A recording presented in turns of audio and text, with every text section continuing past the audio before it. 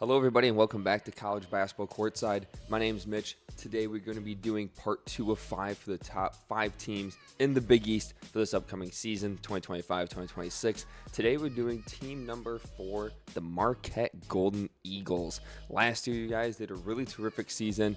They were tied for 4th in the Big East at 23-11, and here are their team stats from the previous season. And one thing you're going to see, they're really good at scoring, 76.6. That was 4th in the conference, and what you can't see is three-point percentage. They were 8th, but they were 1st in three-pointers attempted and 3rd in three-pointers made. They got up a lot of threes last year, and they made a lot of threes last year.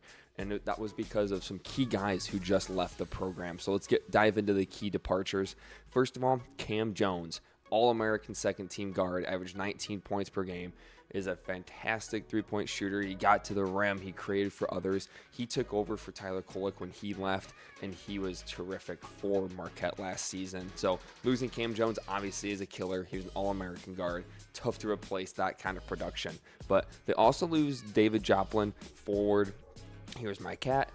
He graduated. He averaged 14 and 5 last year. Consistent player for Marquette. Again, averaging 14 and 5. Just kind of a key player for that team last season. They also lost Stevie Mitchell, guard. He graduated as well. He averaged 10 points per game. Fantastic defender. Averaged over 2 steals a game. Was kind of their stopper on the perimeter. But who did they bring in? And this is where you see an issue for Marquette. They didn't bring in anybody.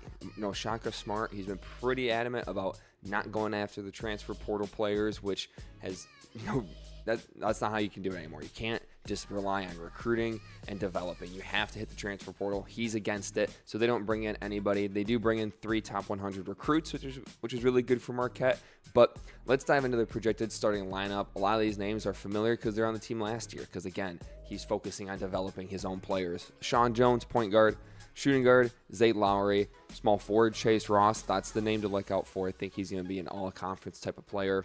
Royce Parham, he's the power forward. And then center, Ben Gold. He was good for the Marquette Golden Eagles last year as well.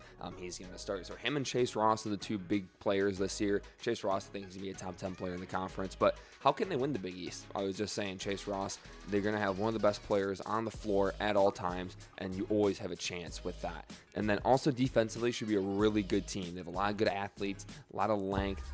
They're going to be fantastic defensively, but what's going to hurt them? What's going to stop them from being any higher on this list or potentially fall lower on the list come end of the season is that they didn't attack the transfer portal, so they didn't replenish what they lost. They lost a 14-point per game scorer and lost an All-American guard, 19 points per game, and they didn't replace it at all.